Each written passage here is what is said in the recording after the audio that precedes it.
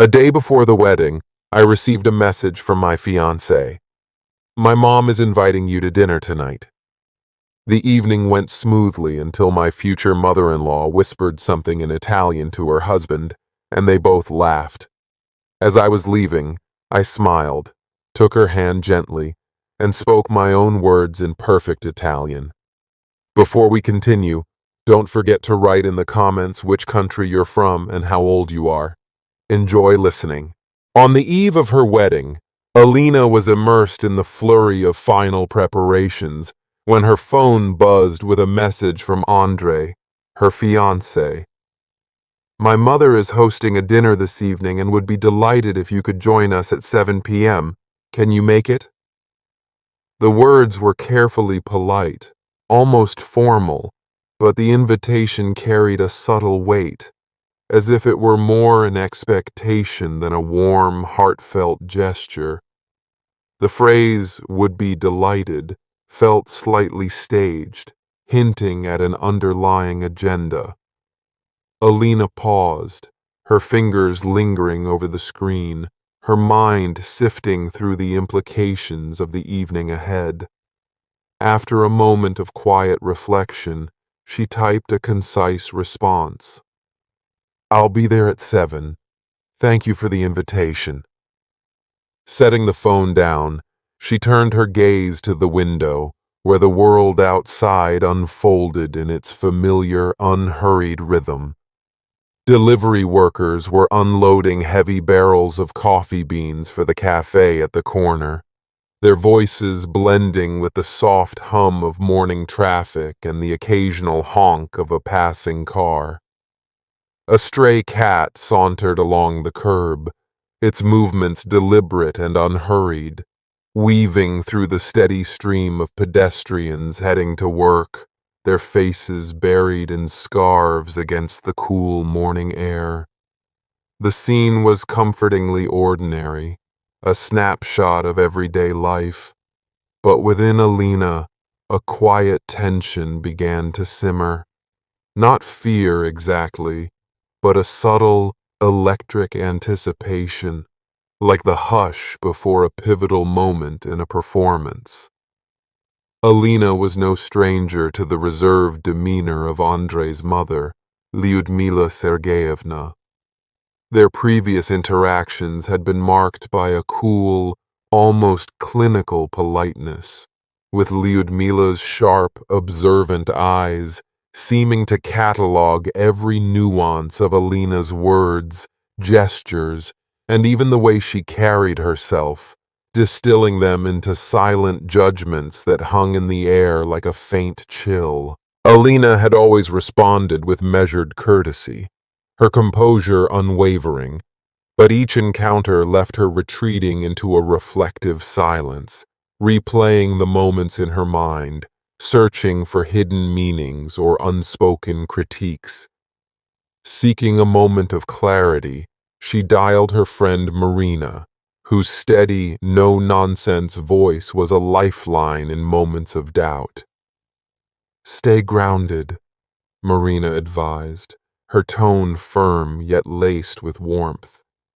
You don't need to prove yourself to anyone, Alina. Let them talk. Let them reveal their intentions. You're not obligated to win their approval or bend to their expectations. Alina nodded to herself, drawing strength from the words, her resolve solidifying. She had a hidden advantage, her fluency in Italian, a skill she'd honed over years but kept under wraps, even from Andrei's family. More significantly, she was harboring a secret that could reshape their future, an email from an international company in Milan, offering her a year-long project with a generous salary and housing support for 6 months. She'd excelled in the interview, her confidence shining through, but she hadn't shared the news with anyone, not even Andre. She decided to wait until the wedding's whirlwind subsided, when they could approach the decision with clear minds and open hearts, free from the pressure of the moment. The day stretched out with a deliberate, almost meditative slowness, each task a small but vital step toward the wedding. Alina collected the bouquet, its delicate petals fragrant with the promise of the day to come, and delivered Andre's suit to the dry cleaners, ensuring every detail was pristine. She met with the event host to confirm the playlist, her mind methodically checking off the to-do list that sat on her kitchen table beside 2 registration tickets and a slender velvet box holding a pair of delicate earrings for her bridesmaid. By evening, she prepared for the dinner, choosing a simple navy blue dress that draped elegantly over her frame, its understated elegance a reflection of her quiet confidence. She paired it with comfortable gray flats, practical yet refined, and twisted her hair into a low, neat bun, securing it with a simple pin. Studying her reflection in the mirror, she saw a woman who was neither fragile nor confrontational, just a person standing on the cusp of a new chapter, determined to build a life rooted in love, mutual respect, and shared dreams. At precisely 7, Alina pressed the doorbell of Andre's parents' apartment, her heart steady but alert, like a musician poised before the opening note of a complex piece. Andre's father, a tall man with a slight stoop and a gentle, unassuming smile, opened the door and greeted her with genuine warmth, his quiet kindness a balm against the evening's underlying tension. He ushered her into the living room, where Lyudmila Sergeyevna was already seated, her appearance impeccable, her hair swept into a precise, elegant chignon, a soft blue blouse accentuating her poised demeanor, and a delicate, expensive pendant catching the light at her throat, a subtle statement of refinement. Her smile was polite but restrained, a formality extended out of duty rather than genuine warmth.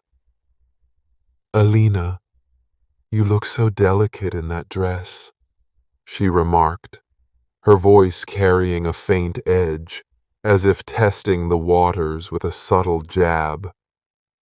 "Aren't you chilly in this weather?" "Thank you for having me," Alina replied, her tone calm and even, deftly deflecting the comment. "I'm perfectly comfortable." Andre emerged from the kitchen, balancing a bowl of fresh salad, his broad, genuine grin cutting through the room's undercurrent of tension like a burst of sunlight through clouds. They gathered around the dining table, where the settings gleamed with meticulous care. Crisp white linens, thinly sliced salmon arranged with precision on porcelain plates, and a small vase of olives adding a rustic, earthy charm. The conversation began politely, but Lyudmila's questions felt like a gentle interrogation, each one probing for details as if compiling a mental profile of Alina's character and intentions. Andre's father, by contrast, steered the discussion to lighter territory, asking Alina about her favorite books and sparking a brief, pleasant exchange about poetry that brought a flicker of warmth to the table. Andre chimed in with a humorous anecdote from his childhood, his storytelling coaxing laughter from the group and momentarily lifting the mood like a breeze dispersing a fog. Yet, beneath the surface, a quiet strain persisted, an unspoken awareness shared by all 4 at the table, like a low hum that never quite faded. After dessert, Andre stepped onto the balcony to take a call from the wedding host, needing to finalize details for the first dance, a moment they'd planned with care. His father excused himself to brew tea in the kitchen, leaving Alina alone with Lyudmila in the softly lit dining room.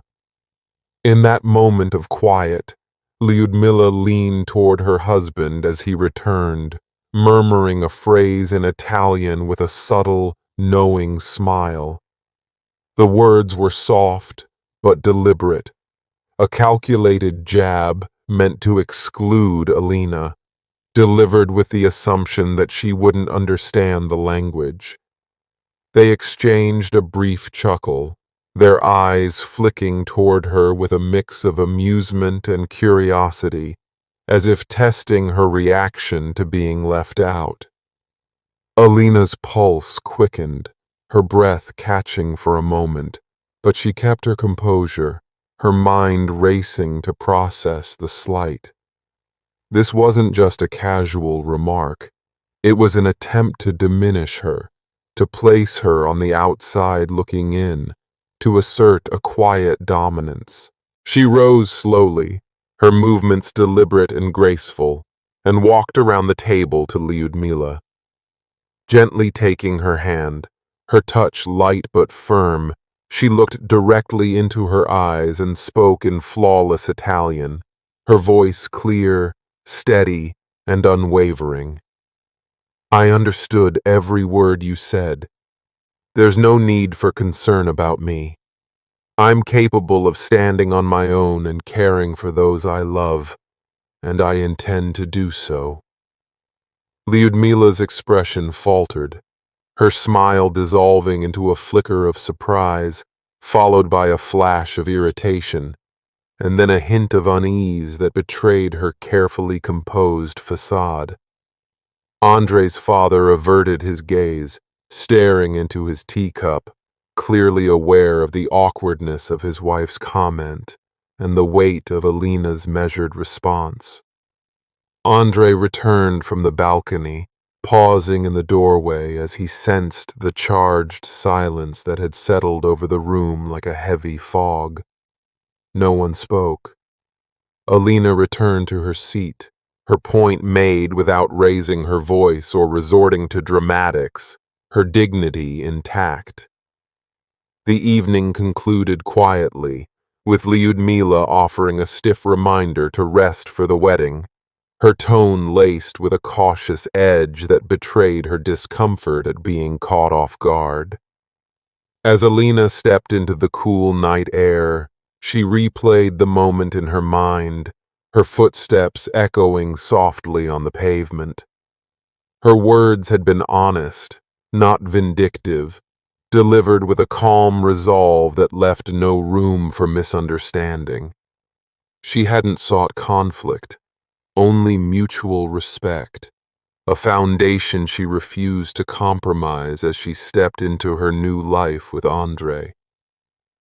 Back at her apartment, Alina slipped off her shoes, the tension of the evening easing with each step across the familiar hardwood floor. She brewed a cup of tea, the kettle's soft whistle a soothing counterpoint to her thoughts, and sat at the kitchen table, opening the email from the Milan company once more. The offer was clear and compelling. A year-long project, a generous salary, housing covered for 6 months, and the chance to work on an international stage, collaborating with a dynamic team. It was an opportunity to grow, to stretch her horizons in ways she'd only dreamed of, to step into a version of herself she was eager to discover. But it came with challenges, distance from Andre's family, the near-certain disapproval of Lyudmila, and the uncertainties of building a life in a new city, with its unfamiliar language, rhythms, and customs. She thought of Andre, his kindness and quiet strength, his dedication to his work, but also his occasional tendency to defer to his mother's opinions, a habit that sometimes cast a shadow over their decisions. In her mind, she pictured a life in Milan, morning espresso at a bustling cafe, the steam rising in delicate swirls, A cozy apartment with a flower-lined balcony overlooking narrow cobblestone streets. Weekend strolls through vibrant markets filled with the hum of a new language and the scent of fresh produce. Yet she also saw the life she'd leave behind, an apartment near a quiet park, its trees rustling in the breeze, the comfort of close-knit friendships forged over years, the warmth of evenings spent with her parents, their laughter filling the room, the ease of familiar routines that required no translation.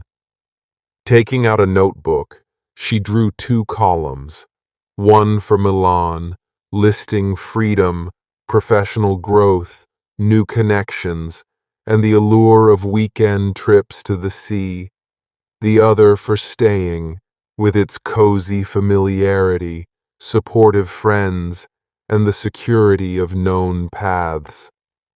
At the center, she wrote a question that lingered like a compass point, guiding her thoughts. Who would she be in each place, and who would they be together? Sleep eluded her that night, but her thoughts flowed calmly, like a river finding its course through a quiet landscape. She resolved to share the Milan offer with Andre in the morning, not as a demand, a test, or an ultimatum, but as a shared opportunity to shape their future together, to weave their dreams into a shared tapestry. When he arrived, his presence steady and familiar, she handed him the letter, her voice even but earnest. "I've been offered a job in Milan," she said, her words clear and deliberate. "It's a year-long project, a significant step. I want us to talk about it, to decide together what's next for us, as a team." Andre read the letter carefully, his expression unreadable for a long moment as he absorbed the details, his fingers tracing the edges of the paper. Finally, he looked up, his eyes warm with admiration and a touch of awe. "You're incredibly talented, Alina," he said, his voice steady. "This is a real opportunity, and I don't want to be the one who holds you back. I can shift some of my work remotely, and if that doesn't work out, I'll find something new in Milan. I'm choosing to go with you, not out of obligation, but because I want us to build this life together, side by side." He paused, a grin breaking through the seriousness, softening the moment. "And by the way, what happened with Mom last night? I sensed something shifted." Alina recounted the exchange, her tone matter-of-fact, and Andre let out a quiet laugh, shaking his head in admiration. "That was sharp. Well played. I'll make sure those moments don't happen again in our family. We're starting fresh." The wedding day dawned under a gray sky, but the light inside the venue was warm and inviting, casting a soft glow over the gathered guests. The ceremony was simple yet heartfelt, filled with the laughter of friends, the quiet pride of parents, and the soft hum of anticipation that pulsed through the room. During their first dance, Andre held Alina with a gentle strength, their movements synchronized in a moment of unspoken trust, their eyes locked in a shared promise. Marina's toast struck a perfect chord, her words clear and poignant, urging them to keep their communication open and honest, to never shy away from the simple words that build a life together. Later, Alina noticed Lyudmila pull Andre aside, her gestures tense and urgent, her voice low but insistent, her hands moving in sharp, emphatic motions. When he returned, he shared the conversation, his expression a mix of frustration and resolve. "Mom's against the Milan idea. he admitted, his voice steady but tinged with exasperation. She thinks it's impulsive, that I'm abandoning my responsibilities, my business, everything we've built here. I told her it's our decision, our path for the year, not a whim or a flight of fancy. Alina nodded, her voice calm but firm, her eyes meeting his. It's a risk, no question, but it's ours to take. If you ever change your mind, just tell me. I'd rather have honesty than resentment, Andre. He shook his head firmly, his eyes steady and resolute. I'm all in. I don't want a life where every choice needs to pass through Mom's approval. I love her, but I'm my own person, and I choose us, our future, together. A month later, they arrived in Milan, stepping off the plane into a city alive with soft winds and the vibrant hum of possibility. Their apartment was small but bright, with a balcony overlooking the bustling streets below, where trams rattled and voices called out in rapid Italian. The landlord had left a few essentials: mismatched plates, a well-worn frying pan, a kettle that whistled cheerfully, and they set about making the space their own, hanging curtains and arranging their belongings with care. Alina threw herself into her new role, navigating the learning curve of a new team, new processes, and a city that pulsed with unfamiliar rhythms, its streets a maze of history and modernity. Andre worked to transition his projects remotely, adapting to the challenges of a new environment with a quiet determination. Together, they explored Milan's winding streets, wandering through bustling markets filled with the scent of fresh bread and herbs, debating the merits of different coffee roasts, and laughing at their small misadventures, mispronounced words, wrong turns, and the occasional culinary mishap that left their kitchen smoky, but their spirits light. Their downstairs neighbor, a kind woman with a warm smile and weathered hands, gifted Alina a sprig of rosemary for their kitchen, a small gesture that felt like an embrace. The old man at the corner store nodded warmly each time they passed, his small gesture a quiet welcome to their new life, a sign that they were slowly becoming part of the city's fabric. Lyudmila sent a brief message one day, asking how they were settling in, her tone cautious but curious. Alina replied simply, "We're finding our rhythm, one step at a time."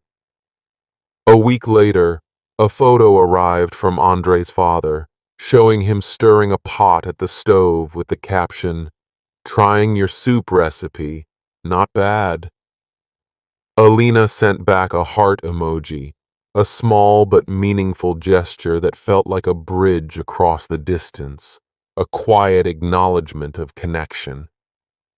As the months passed, Andre secured local clients, relishing the challenge of building something new from the ground up. He began consulting on financial reports, offering advice on tax strategies and team management, his quiet confidence and clear explanations drawing people to him in small, busy offices across the city. One evening, a thick envelope arrived from Lyudmila, her neat handwriting filling 2 pages of heavy, cream-colored paper. In it, she wrote candidly about her struggle to accept their move, admitting her fear of losing Andre, her only son, and her regret for the words she'd spoken at the dinner, which she now saw as thoughtless and unfair, a misstep born of protectiveness rather than malice. She asked if they'd consider visiting soon, even for a short trip, her words carrying a vulnerability that was new and unguarded. Andre suggested they go. Let's show Mom we're thriving, he said, his voice steady with conviction. Let her see we're building a life, not running away from one.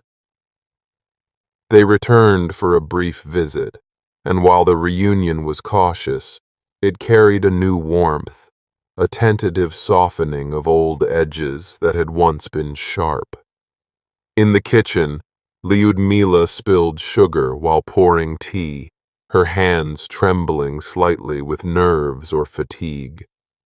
Alina handed her a napkin without a word, a simple gesture that broke the tension, and they both laughed, the moment a small but significant crack in the wall between them. Quietly, Lyudmila apologized. I was trying to protect Andrei, she said, her voice low and earnest. But I went too far, and I see that now. I misjudged you. Then, in halting, carefully practiced Italian, she added, I'm learning your language, you know. I want to speak with you in it someday, to understand you better.